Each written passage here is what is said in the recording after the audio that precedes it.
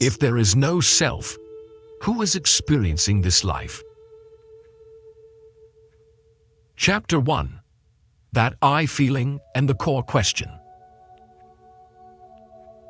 There's something so familiar, so constant, that we rarely stop to question it. It's the deep, unshakable sense that I am here. We don't have to create it. It's just there, quietly present in everything we do. When we wake up in the morning, it's the first thing we know. When we feel pain, hear someone call our name, or look up at the sky, it's there.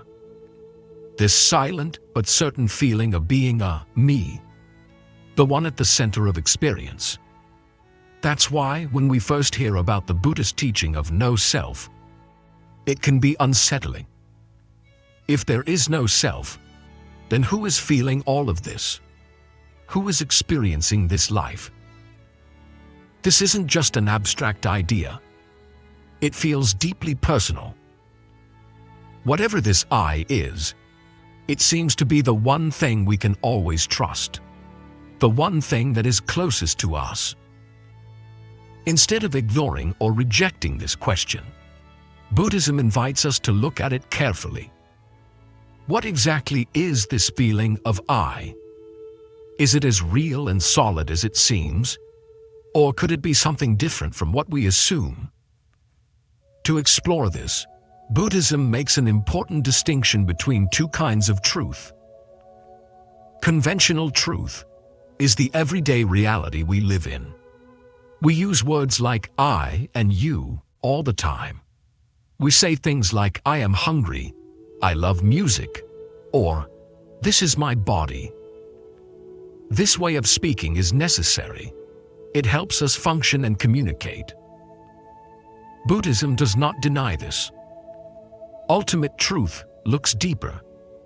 It asks, when we say I, what exactly are we pointing to? Is there a real, unchanging self inside us that is separate from everything else? Is there a me that remains the same from childhood to old age? These are not just philosophical riddles. They challenge something we take for granted. After all, what seems obvious isn't always true. A mirage looks like water, but when we get closer, we realize it isn't. Similarly, the sense of I feels like something solid, but when we examine it, we might discover something unexpected. This exploration does not begin with complex theories. It starts with something simpler, paying attention to our own experience. Notice how natural it feels to say, I am thinking, or I am making a decision.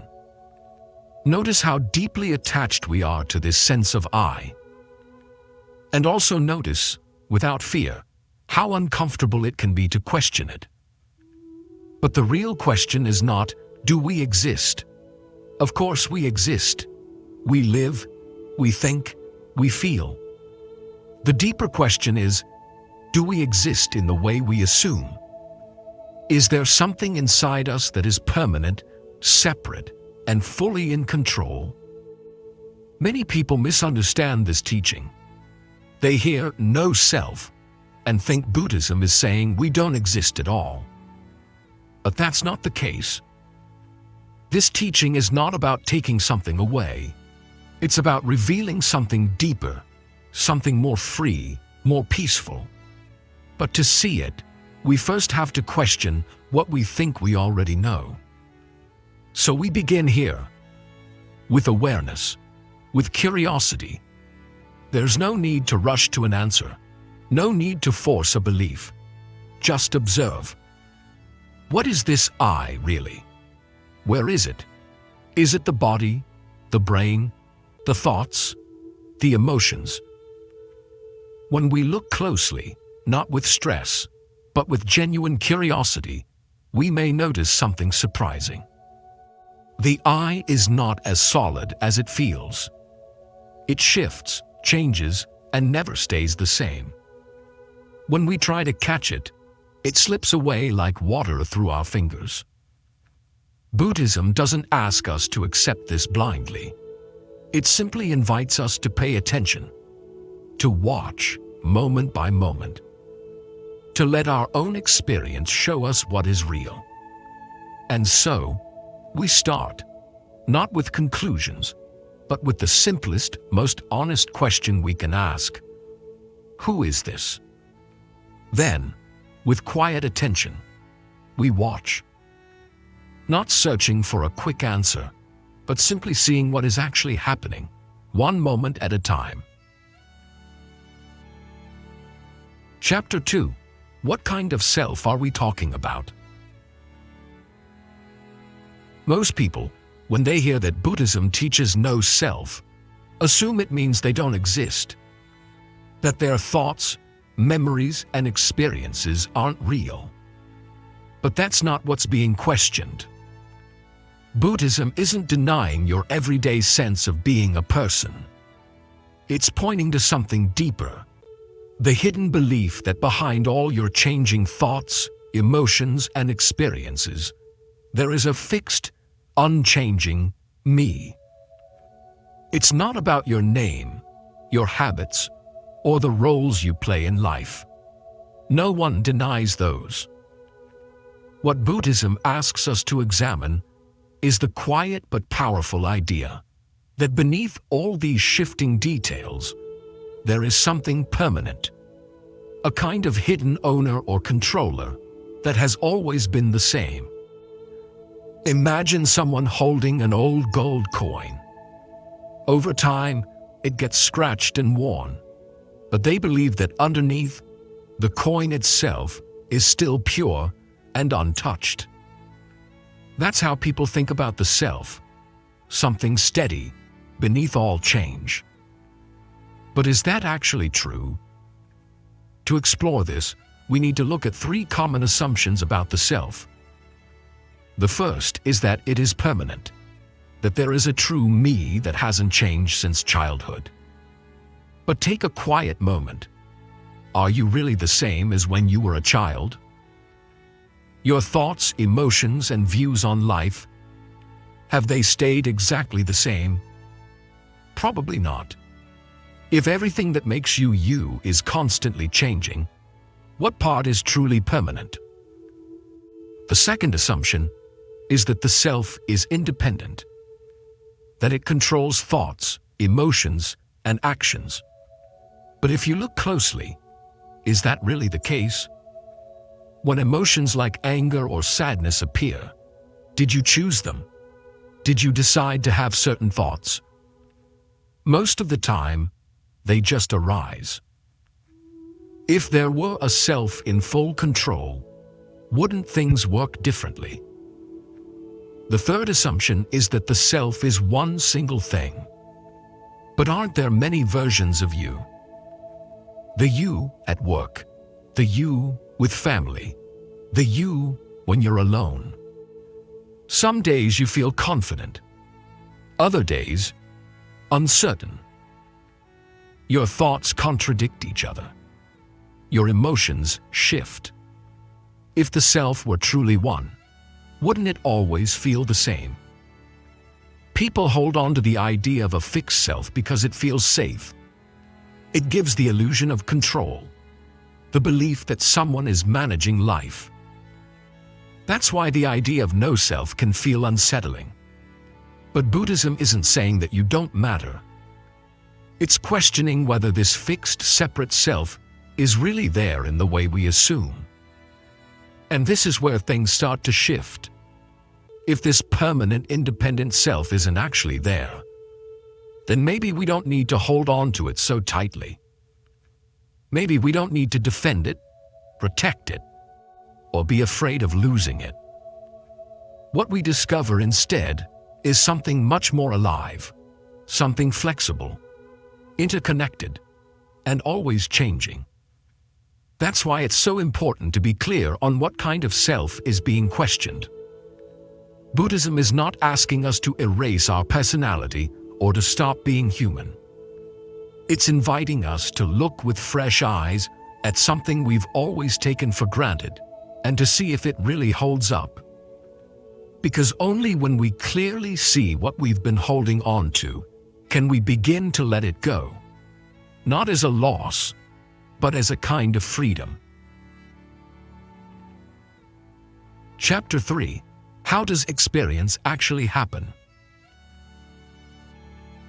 Now that we understand what kind of self we're questioning, that fixed, permanent, independent core, let's turn our attention to a crucial question.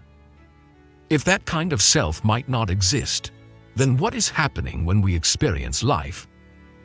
If there's no central I driving the process, how does everything still function so smoothly? Let's break this down step by step. In this very moment, you're hearing these words. Perhaps you're aware of your body sitting or standing. Maybe you notice a sound in the background, or a thought passing by. These are all experiences. But how do they arise? It begins with contact. Our body has senses, eyes, ears, skin, nose, tongue, that meet the outside world. You see light and shapes with your eyes. You hear sounds with your ears. You feel warmth or pressure with your skin. And inside, your mind becomes aware of thoughts and feelings. This meeting between the senses and the world creates awareness. This is the first step of experience. But that's just the start. Next, a feeling tone arises. Pleasant, unpleasant, or neutral. This response is automatic. If you hear a beautiful sound, it feels pleasant. If there's a loud noise, it feels unpleasant.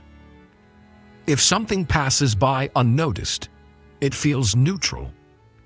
This feeling tone follows immediately after contact, often so quickly that we don't even notice it.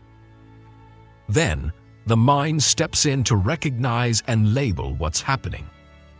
That's a dog barking. That's the smell of coffee. I'm feeling anxious. This recognition is shaped by memory, language, and past experiences. Without this, we'd be lost in raw sensations. But with it, the world starts to make sense, and the experience becomes something we can identify. Next, our mental habits and intentions begin to respond. Based on how we label things and how we feel about them, we begin to move, internally or externally. We react. We want more of the pleasant. We want to avoid the unpleasant. And we are confused by the neutral. These intentions shape our actions, thoughts, speech, movements. The mind doesn't just perceive, it wants, resists, plans, and remembers. This cycle constantly influences what happens next. Through this entire process, awareness flows gently through it all. It doesn't control the process, but it notices what's happening. It's like light illuminating a stage, not the actor performing. This awareness is how we begin to understand experience, not by grasping it or stopping it, but by calmly observing it as it unfolds. If we look closely at how we experience life, we begin to see that it's a dynamic process. There isn't a fixed self inside making it all happen. It's a system, with sense organs, feelings, thoughts, and actions all interacting together. It's not a solid entity having experiences. It's the unfolding of interconnected parts working together. And here's the key. This process doesn't need a fixed, permanent self to keep going. In fact, it runs more smoothly when we stop clinging to that idea. Why? Because the belief in a solid, unchanging I often leads to confusion. It makes us ask questions like, why am I like this? Or, why did this happen to me? These questions, though natural, often lead to stress, regret, or blame. But when we begin to see life as a natural unfolding, a process rather than something happening to a fixed self, we can soften. We stop taking things so personally. This doesn't mean we become passive. It means we become wise. We start to notice how things arise: the contact, the feeling, the recognition, the reaction. Instead of blaming ourselves or others for being human, we learn to engage with life more skillfully and peacefully. So instead of asking, "Why am I like this?" when you feel angry or joyful, you can ask, "What's happening in this moment? What conditions led to this feeling? What's the contact, the tone, the reaction?" By gently investigating, we begin to see the pattern, and the more we observe, the less tightly we hold on to the illusion of a fixed I. In the end, we realize something surprising. Life is not happening to a fixed self. It is simply unfolding through the process of body, mind, and world meeting and interacting. When we observe this, truly look at it, we see that we don't need to chase the illusion of a hidden controller. We just live, awake, present, and free to respond with wisdom. Chapter 4. What keeps this process going? Once we begin to see experience not as something a solid me is having, but as a stream of events arising and passing based on causes and conditions, a new question appears naturally. If it's just a process, why does it feel so continuous, so personal? Why does life seem like a movie starring me, directed by me, and mostly about me? The answer lies in momentum, like a river that flows because of all the drops of water behind it. Our moment-to-moment experience flows because of all the forces that came before: thoughts, actions, habits, choices, intentions. Even if there's no unchanging self steering the boat still moves because the current carries it forward. And where does that current come from? It comes from what Buddhism calls conditions. Nothing in our experience arises randomly or independently. Everything depends on something else. When you feel joy, there's a cause for it. When you feel pain, there's a cause for that too. When a thought appears, it doesn't come from nowhere. It comes from memory, mood, attention, intention, sensory input, and more. This is not some mysterious idea. We can observe it directly. For example, imagine you hear your name spoken across the room. Even if you're distracted, your attention jumps immediately. Why? Because over time, your brain has been trained to treat that sound as important. That's the power of conditioned patterns. Now imagine how many such patterns you've built up over a lifetime. In how you respond to praise, criticism, stress, desire, fear. So the flow of experience keeps moving, not because you push it forward, but because of the energy of these habits, shaped by your past actions, especially actions done with intention and craving. These form what we can call your personal momentum. Like a ball rolling down a hill, each action adds speed and direction. Some patterns are healthy, others are painful. But they all shape what you're likely to feel, think, or do next. But that's not the whole story. To understand what really fuels this ongoing process, we need to look deeper. Underneath our daily thoughts and choices, there is something more subtle, a kind of fuel that keeps the fire burning. In Buddhism, it's described as tanha, which means craving, thirst, wanting. It's not just desire for things. It's the deep pull inside us that always wants something different. We want pleasure. We want security. We want things to last. We want to escape discomfort. We want to fix things, hold on, control. This craving shows up in 1,000 forms. From simple habits like checking your phone to deeper patterns like needing to be loved, needing to be right, needing to feel safe. And paired with this craving is something even more fundamental: not seeing clearly. A kind of basic confusion or misunderstanding about who we are, what life is, and how things truly work. It's this combination, craving and confusion, that keeps the process going. Like a fire needs fuel and oxygen, our inner machinery runs on these two forces. They push us to act, to react, to cling, to avoid, to repeat the same cycles.